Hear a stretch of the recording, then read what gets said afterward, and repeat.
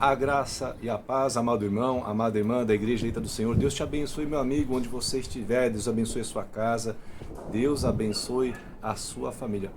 Você já parou para pensar que nós estamos há alguns dias para o segundo turno das eleições? E como isso é importante na vida do crente, na vida do cristão? Você já parou para pensar que o seu voto é uma obra? O apóstolo Paulo, quando escreve a sua carta ao pastor Timóteo, ele fala assim: a Timóteo, procura apresentar-te a Deus aprovado, vírgula, que maneja bem a palavra da verdade e que não tem do que se envergonhar. No final eu vou voltar sobre esse assunto. Agora, você já parou para pensar também que o apóstolo Paulo, quando ensina a igreja de Colossos, no capítulo 3, a respeito que tudo que nós fazemos, tudo aquilo que nós fazemos, que é obra, nós temos que fazer como se fosse para o Senhor. O apóstolo Paulo também, ao escrever a carta a Coríntios, no capítulo 3, ele fala assim, que nós somos cooperadores de Cristo. Cooperadores do quê, presbítero?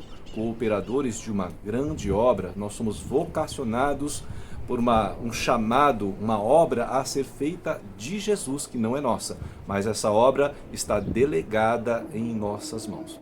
Agora, vamos falar de voto. Voto é uma obra, porque tudo que nós fazemos é para o Senhor.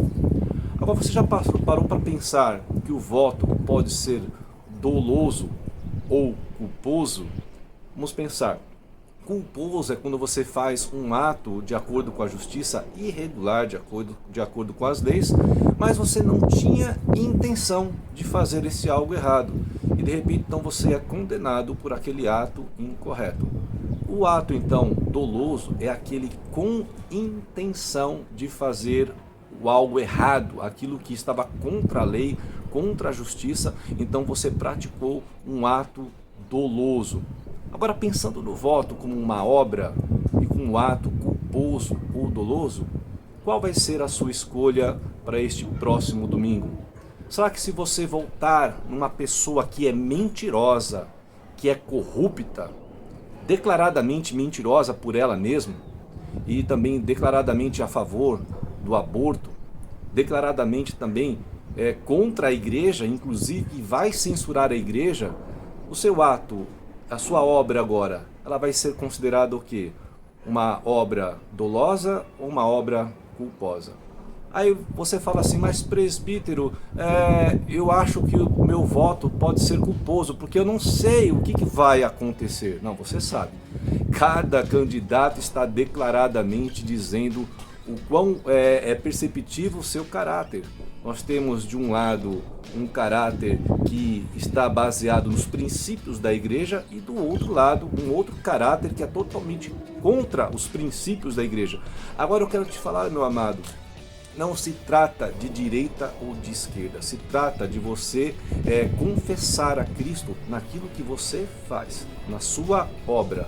Então o seu voto, sendo uma obra como se fosse para Deus, tem que ser declarado um caráter de quem é digno, de quem é justo, de quem é eleito. Então a sua obra, o seu voto, ele tem que ser um voto de obra consciente. Então o voto do crente é uma obra consciente. O voto do crente, ele nunca vai ser culposo ou doloso, porque o voto do crente, ele é consciente. Ele não é branco e ele não é nulo. Ele não está em cima do muro, porque o Senhor não aceita ninguém que esteja em cima do muro.